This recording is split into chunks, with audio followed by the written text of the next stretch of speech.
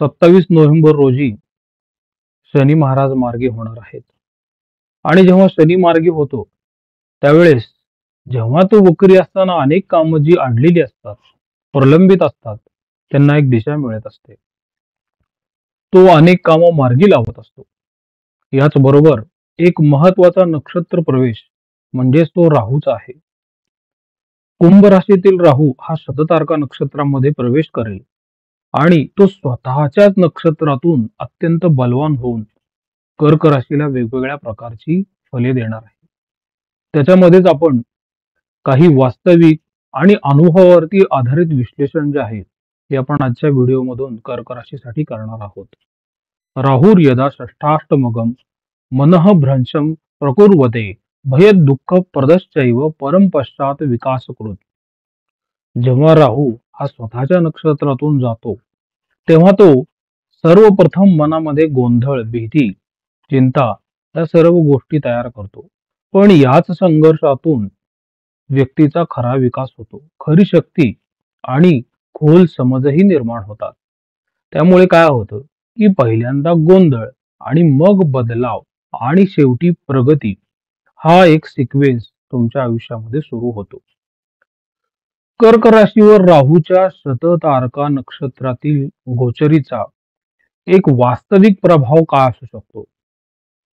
ठीक आहे, हा काळ तुम्हाला वाटेल तितका तर वाईट नाहीच, पण हा काळ सोपाही नाही. पण हा काळ परिवर्तनकारी तर नक्कीच असेल. जे स्वतःला बदलायला तयार असतात ना, त्यांना हा काळ फार वर नेतो. मोठा अडथळा मोडण्याची संधी असते. कारण की कसं आहे, कर्क राशीसाठी हे जे राहूचं गोचर आहे ना, हे अष्टम भाव ही सक्रिय करतं. म्हणजे बदल किंवा गोष्टींची अचानक मोड आणि नवीन मार्ग तयार होणे या गोष्टी घडत राहतात. जे काही कर्क राशीच्या आयुष्यात गेले 2 ते 3 वर्षापासून अडकलेलं होतं ना, तर राहू आता त्यावरती एक जोरदार धक्का देतो. आणि मग ते कसं घडतं? परिस्थिती अचानक हलून जाते. बाह्य बदल पण येतात, जसे की ऑफिस असेल, घर असेल किंवा पैशाची जागा असेल किंवा नातेसंबंध असतील. पण काही गोष्टींचा शेवटही दिसतो, पण त्या जागेत नवीन चांगली ऊर्जाही येते. याचबरोबर अडकलेले प्लॅन अचानकच ऍक्टिव्ह होतात. मग हे सकारात्मक आहे का? कारण की कर्क राशी ज्या गोष्टीबद्दल मनात शंका ठेवते ना, भीती ठेवते किंवा टाळाटाळ करत होते ना, तर राहू त्यांना काय म्हणतोय की बस, आता यातून तुम्ही बाहेर आलंच पाहिजे. ठीक आहे, हे तुमच्यासाठी पेनफुल असू शकतं, पण हे ग्रोथ साठी अटळ आहे. याचबरोबर दुसरा मुद्दा असा आहे की ह्याच्यामध्ये गुप्त कौशल्य जागं होतं. मग हे कसं असेल? कारण की शततारका नक्षत्र जे आहे हे रिसर्च, अनालिसिस, डीप थिंकिंग यांना उजाळा देणार आहे. ते उघडून टाकते या सगळ्या गोष्टी तुमच्या आयुष्यात. म्हणून या काळात तुम्हाला स्वतःच कळत नाही की तुमच्याच डोक्यात अचानक क्लॅरिटी वाढलेली आहे, विचारांची स्पष्टता वाढलेली आहे. हे स्वतःलाच कधी कधी कळत नसतं. किंवा एखाद्या तांत्रिक विषयात का असेना, तुम्हाला एक वेड लागल्यासारखी ओढ निर्माण होत राहते. चिकित्सक वृत्ती तयार होत राहते. मग अनुभव कसा येतो? काही जणांना इंट्युशन जे असतात ना, ते अत्यंत अचूक येतात. समस्या खोलवर समजण्याची चांगली क्षमता त्यांच्यामध्ये तयार होत असते. आणि छोटे मोठे सिग्नल जे असतात ना, जे तुम्हाला निसर्गातून मिळतात ना, ते लगेच तुम्हाला कॅच होतात. याचबरोबर काय आहे, की हे जे तुम्हाला कौशल्य मिळतं राहू जेव्हा अशा नक्षत्रातून गोचर करतो ना, हे तुमच्या पैशात, नात्यात किंवा करिअरमध्ये मोठे बदलही घडवून आणू शकतं. याचबरोबर तिसरा मुद्दा असा असेल, की पैशात बदल कसे असतात, की स्टेडी असतील पण स्टेबल असतील.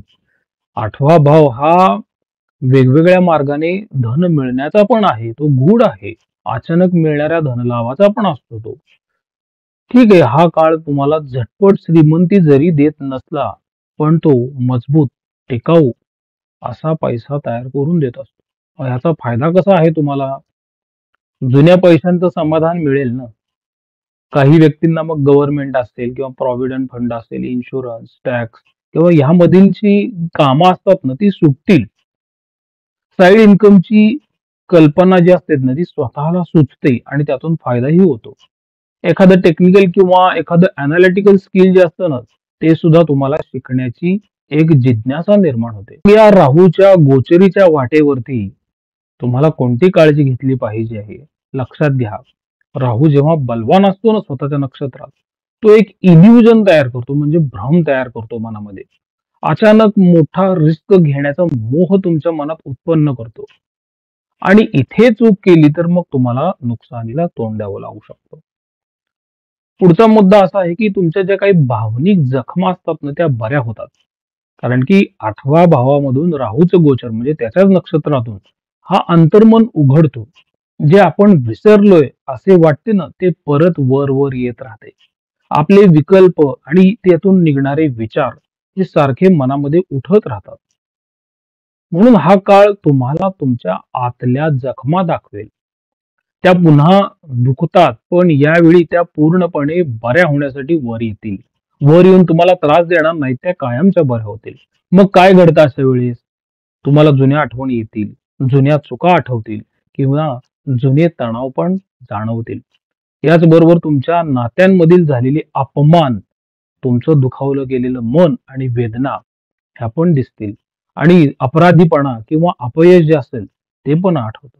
ठीक आहे, हे जरी तुम्हाला पेनफुल असलं तरी ते तुम्हाला एका भावनेच्या जाळ्यातून बाहेर काढणार आहे. त्यामुळे एकदा या गोष्टी तुमच्या मनातून निघून गेल्यानं तर तुमची मानसिक पातळी जी आहे ना आधीपेक्षा दुपटीने स्थिर होईल. तुम्हाला एक आध्यात्मिक स्पष्टता पण येईल. कारण की शततारका नक्षत्र जे आहे ना ते आतील सत्य उघडते. राहू काय म्हणतो की तुम्ही जिथे खोटं जगत आहात तिथे थोडं करेक्शन करून घ्या ना. ह्याच्यामध्ये कसा अनुभव येईल तुम्हाला? मेडिटेशन असेल, सायलन्स असेल, ते तुम्हाला आवडायला लागतं. चुकीचे लोक लगेच ओळखतात ना, ओळखता येतात तुम्हाला. सत्य समजायला लागते, जरी ते थोडे कटू असले तरी. अंदाजापेक्षा इंट्युशन वरती तुमचा जास्त विश्वास बसतो. ह्याच्यामधून फायदा काय आहे तुम्हाला? तुम्ही जीवनाचा निर्णय भीतीने नाही तर जागरूकतेने घेऊ शकताल. अशी क्षमता तुम्हाला हे राहूचं गोचर आणून देतं.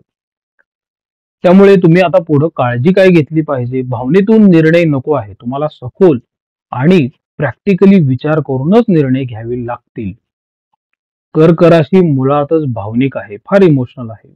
चंद्राची रास आहे ना आणि इथं राहू तुम्हाला थोड्याशा भावना ज्या आहेत ना त्या सारख्या वर काढून काढून तुम्हाला तो विचलित करण्याचा प्रयत्नही करतो.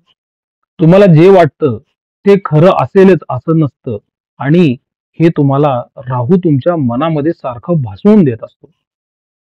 म्हणून त्यासाठी तुम्ही वेगवेगळ्या आध्यात्मिक उपासना करत जावा आणि सर्वात चांगली उपासना म्हणजे तुमच्या गुरूंनी तुम्हाला सुचवलेली असते. त्याच्यावर तुम्ही विश्वास ठेवून नित्य नियमाने करा. म्हणजे तुम्हाला राहूचा फायदा होईल की तुम्ही राहूच्या वैचारिक जाळ्यात अडकणार नाही. त्यापुढे कधी-कधी कसं होतं तुम्हाला एखाद्या व्यक्तीचे अचानक वागणे जे असतं ना, ते तुम्हाला खूप दुखावू शकते. पण त्याचं कारण कदाचित त्याच्या वैयक्तिक आयुष्यातला ताण असतो. तुमच्याशी त्याचा काहीही संबंध नसतो आणि तिथं तुम्ही समजूतदारपणा दाखवला पाहिजे. म्हणून तुमच्यासाठी नियम काय असेल, की भावना आली की तुम्ही कृती थांबवा.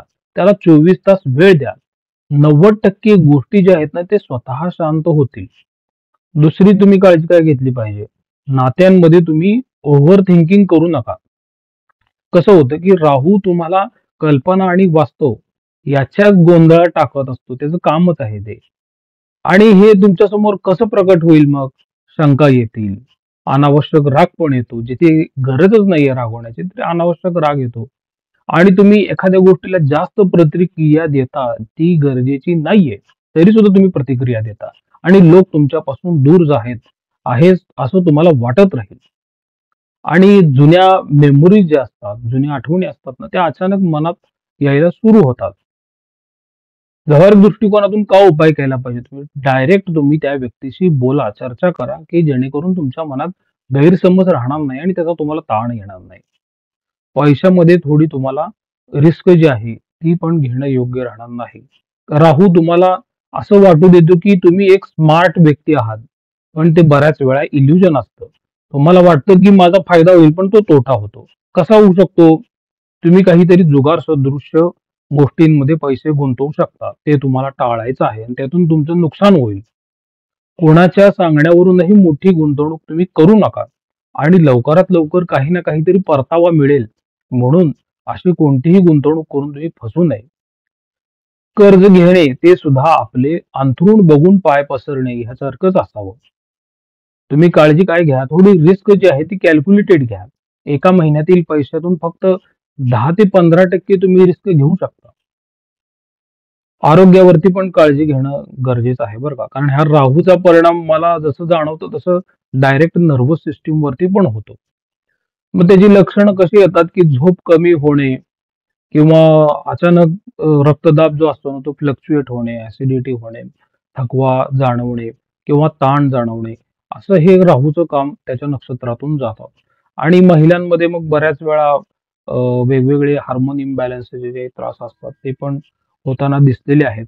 अर्थात हा मेडिकल भाग आणि ज्योतिषशास्त्राचा भाग वेगळा आहे, पण मी फक्त थोडं कोरिलेट करण्याचा प्रयत्न केलेला आहे. तर राहूचं ओव्हर थिंकिंग अधिक ओव्हर स्टिम्युलेशन जे आहे ते तुम्ही टाळलं पाहिजे. म्हणजे जास्त कल्पनाशक्ती आणि संभ्रम यातून तुम्ही थोडं लांब राहिलं पाहिजे.